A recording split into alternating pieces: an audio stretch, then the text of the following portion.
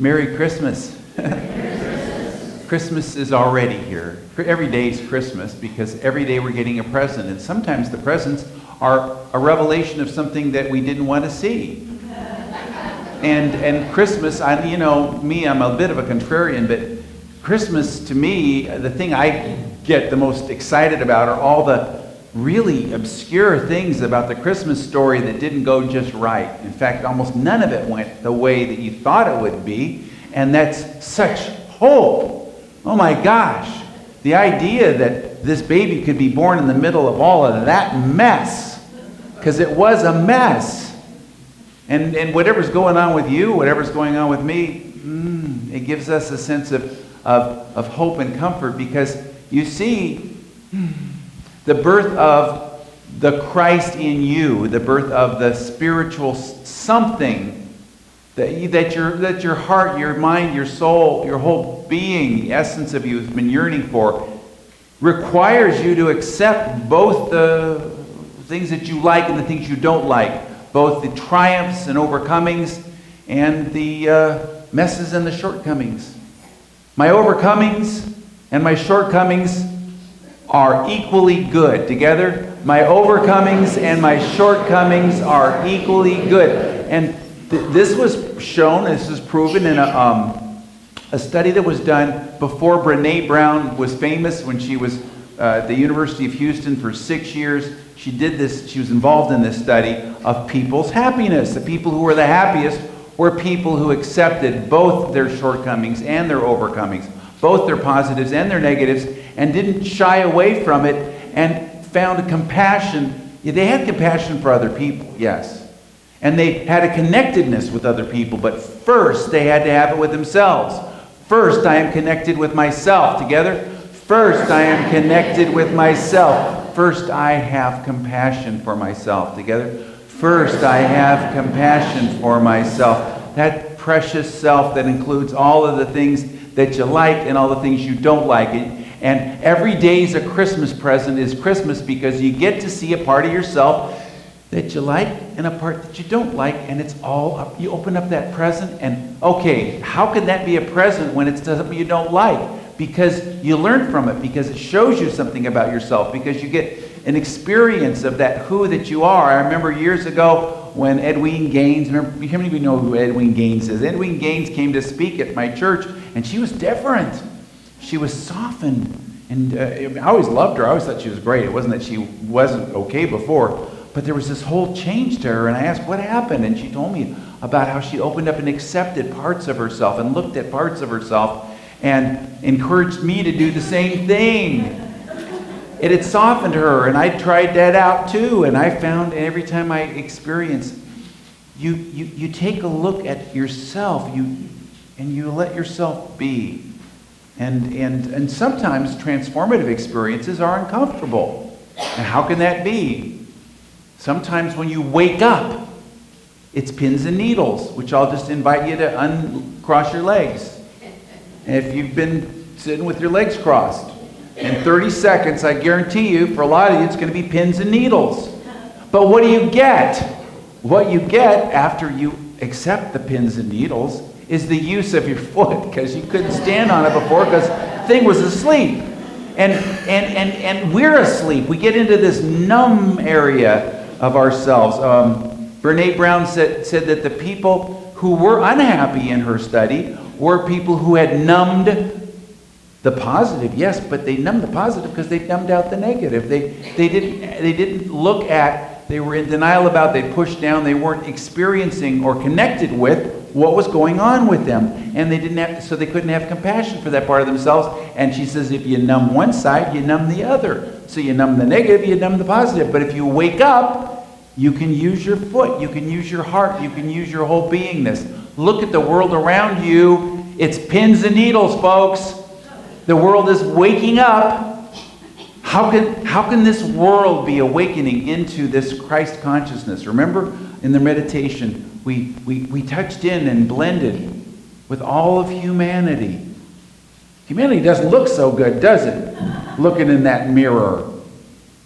But that's something where we connect. We get connected with what is and we let it be, and then we have compassion.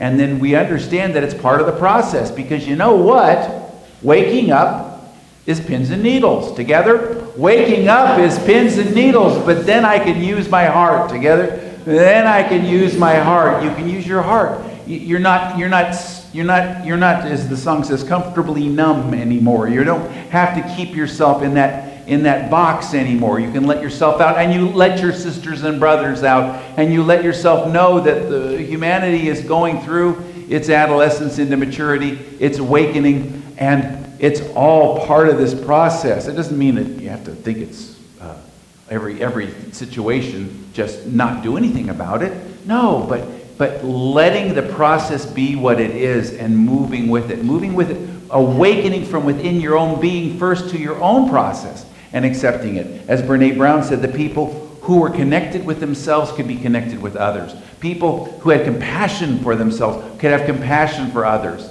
And that's what this Christmas story is all about. People who were connected. They were connected with themselves. And they were led where they needed to go, and they could do what they needed to do, and none of it looked like they expected, and none of it looked like anything they wanted. And that's the truth. I mean, it's, the stable and the barn animals and the manger's a feed trough, and they wouldn't let them be in the inn, and all these people making all that noise in the inn wouldn't even let them inside. And, oh my gosh. And then everybody in the story is connected in the Christmas story. Everybody in the story has compassion and is intuitive and is open, except for one. Now, before we get into who that one is, who's your favorite story in the Bible story of Christmas? Don't say Rudolph. I don't want to hear Santa. Who's your favorite? Who's your favorite? And not maybe Jesus, because it goes without saying, but Joseph, wise men, Mary. Yeah, the shepherds. Okay, so these are all connected. Every one of these. The shepherds were connected inwardly, and they were open to communicating with angels, the messengers of God. Mary was open to communicating with her messages from God. Joseph and the Magi had dreams that they had. So they were all connected, but one character wasn't, and that was Herod. I'm going to bring the Grinch into this story because it's early, because in order to experience Christmas, you got to get Herod out of the way. You got to move through the whole Herod experience, because, okay, ready, everybody, and this isn't news to Unity people, but everybody in the Christmas story is in you and me. Everything in the Christmas story is in you and me. There's nothing in the Christmas story that's not a depiction of our growth within our beingness. And as I shared last week, Christmas is part of that three-part process of Thanksgiving, Christmas, and New Year's that births something new at Christmas, and then in the new year we get to experience it. It's an expansion in consciousness. I've been doing this for 20 years, using these three holidays as an opportunity for me to take a spiritual step. It's always about a spiritual step. And yet there's a part of my being that doesn't want to take the spiritual step. What part of that being do you think it is? We call it Herod. You can call it the ego, the unregenerated ego that wants to snuff out the Christ child and all the other children too, because it doesn't want to be vulnerable. See, having a vulnerable heart and an open heart means you're empowered. Everybody thought Herod was the most powerful person. He was so powerful, he built the temple, the Wailing Wall, the Western Wall. He built that. He was a big shot. But Herod also killed 3 of his sons and his wife because they told him something probably he didn't want to hear. You call that power? That's not empowered. That's weak. And that is the part of my ego that wants to snuff out the things that it doesn't want to hear.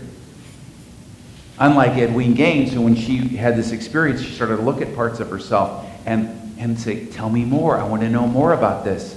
I shared a few months ago about Deepak Chopra. He spoke at my church, and one time he came, he was wonderful, gave this scientific talk, he was great. The next time he was totally different.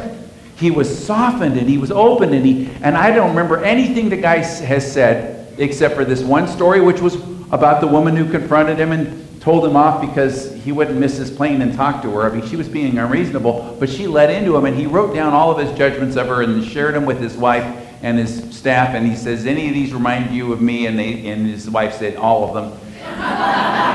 and he started to look at himself, and he started to, and he softened, and he was open.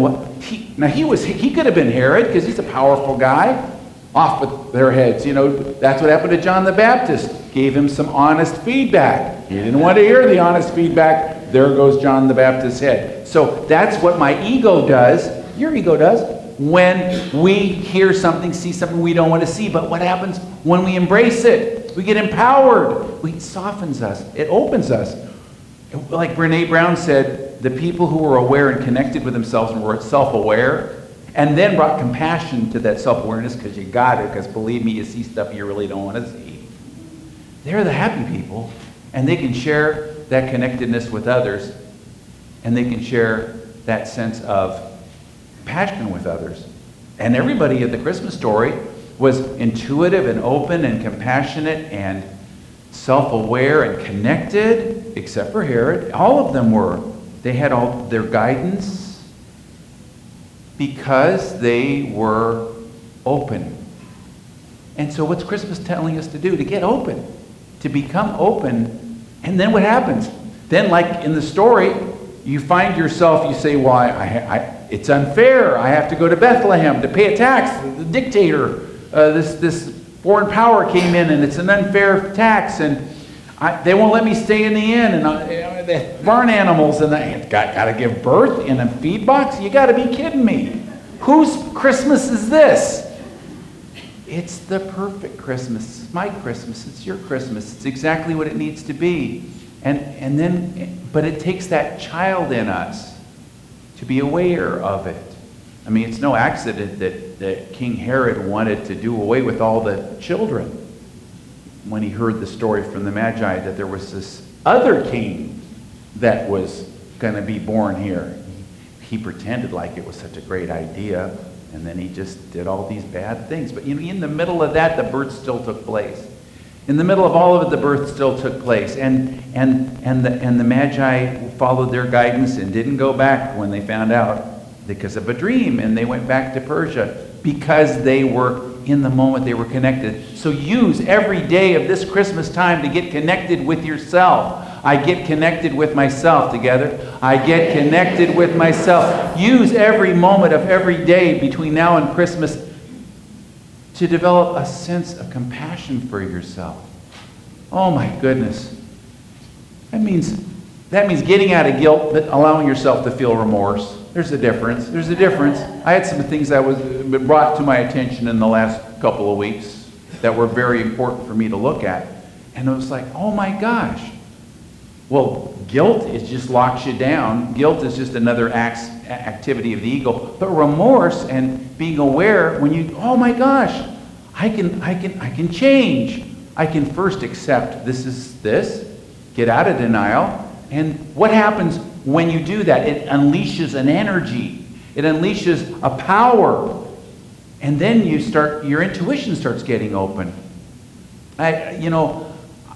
It's really that childlike, remember Jesus, who started off, of course, as a baby. And he grew up to tell everybody, you got to be like a child. You got to be like a child. And children are open, they're intuitive. My son, when he was 4 years old, his job was to set the table, and he was setting the table for 4 people, and he put 5 places out. And I said, Jason, could you put this away? There's only 4 of us. And he looked at me, not hurt, not sad, not angry, just kind of like I was kind of off. But he started putting it away, and his bossy older sister said, yeah, how come you put out 5 places? There's only 4 of us. And he said, Hunter's a little boy down the street. He played with him a couple times. He'd never been over to our house. He said, no, Hunter's not coming over. Yes, he is. No, Hunter's not coming over. We don't know.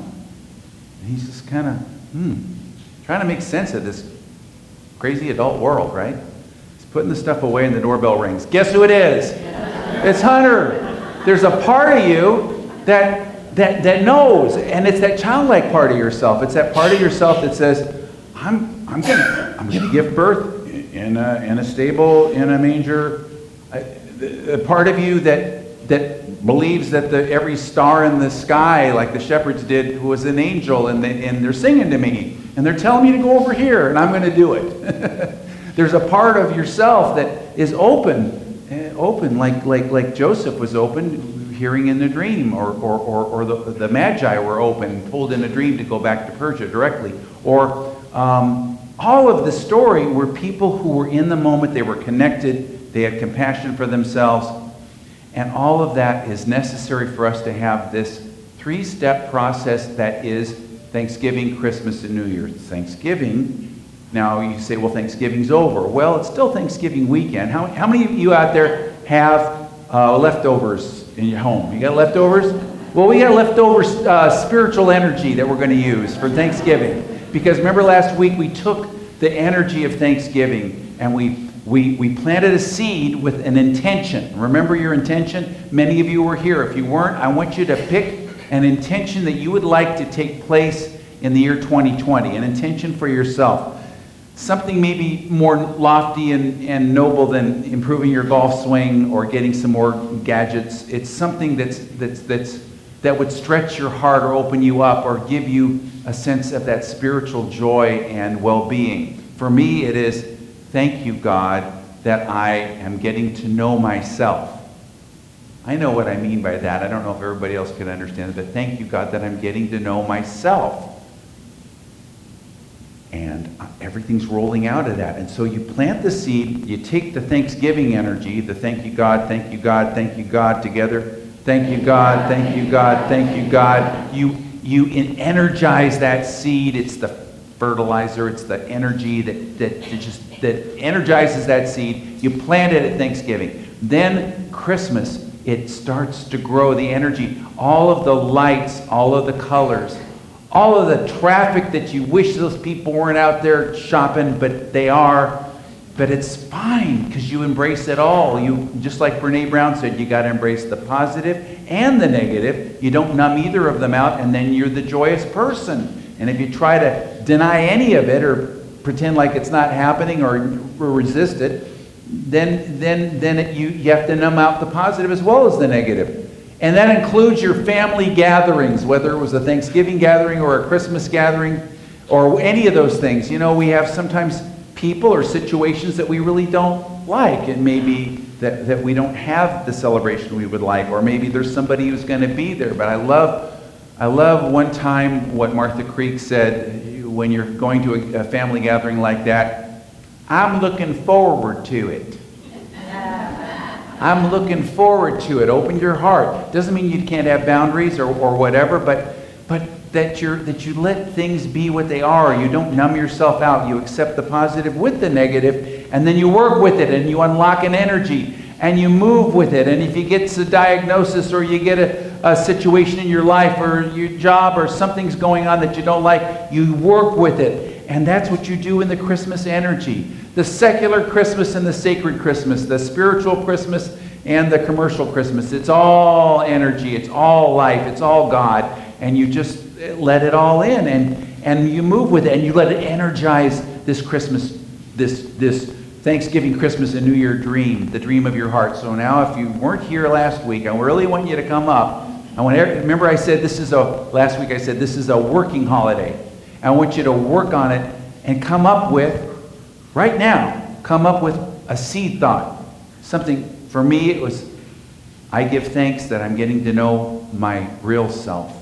Getting to know my real self. But for you, what is it for you? Come up with something. Because at the end of the talk, we're going to have a meditation, and we're going to really put that seed thought, energize it. And then through the Christmas season, all the lights, all the activities, all the celebrations, whether it's human or divine, commercial or spiritual, it's all energizing that. And then the birth takes place. Christmas, it's the birth of the Christ consciousness in you. You are a consciousness. You are a being. You're not an ego walking around. You're not Herod. You are the birth of this new possibility in you growing into fruition, and you can energize it by planting the seed thought and then the birth takes place on Christmas, and then you experience what on the New Year, in the New Year? The coming forth of it, the awakening of it, the moving with it. So that's what New Year's is all about. And so again, going back, what is your seed thought? What is the desire of your heart? What is your heart calling you to do? Now here's something else. When you do that for yourself, you're doing it for all humanity. Because you are just a microcosm of all of the heart of humanity. And if you take this step for yourself, you're doing more for all of humanity than any kind of political or social action you could take, even though that's all very good and well. It's the most powerful thing you do, because you are a being. You are a consciousness. You're not an ego. You're not a body. And your being, your consciousness is yearning and desiring to experience this something more. And you can do that by planting the seed and then letting it be born Christmas, and then experiencing the new year. The new year that's what? The fulfillment, in a way that's totally unexpected, of the seed that you planted. Because here's the thing, our growth is determined from within in a whole new and completely different way than we ever could imagine. But we've got to plant the seed the best we can from where we are. I'm being told that I got to lead the meditation now, so I'm going to do it right now, even though I had some wonderful things to tell you. I'll see you in 2 weeks. I'll tell them then. So we're just going to close our eyes, and we're going to move with this energy, because this is a seed planting time. Thanksgiving is the time in which we, with gratitude in our hearts, energize the dream of our hearts. My Thanksgiving dream. We get in touch once again with the core of our being, that heart of us, and expand it out around us, filling the room and surrounding all of humanity on earth. Imagine trillions of lights, trillions of decorations, billions of people, all in their own way, whether they're just buying presents or whether they're worshiping at an altar. All of it energizing your dream and moving into this new year where there's new possibility. And letting it be both the positive and the negative, because it's a Christmas gift anyway, because you're going to learn something about yourself. You're going to learn something about yourself, and that's the greatest Christmas gift of all. And so now as we move in deeply, more deeply, into the awareness of what our desire of our heart is. Oh, I give thanks for, I thank you, God, for whatever it is. And I just want you to take this and plant that seed in silence.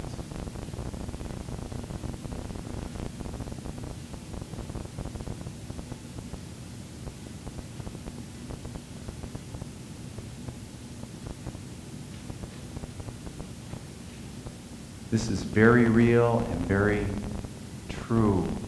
Your heart is very real and very true. Your expanded heart that blends and merges and absorbs all of the Christmas energy, all the energetic colors and lights, all the energetic prayers and affirmations, all the energy, and accepting the willingness to see that which you want to see and don't want to see with compassion and connectedness. To be our whole self, the whole self, not just part. And we empower each other's prayers. We empower each other's dreams of our hearts. And we do this for all of humanity, for not everybody's conscious enough yet, evolved enough yet to do this, so we do it for all humanity. We know that the world, just as it is the birthing place for this, just as that stable was the birthing place. And we say thank you. Thank you for this sacred season. Thank you.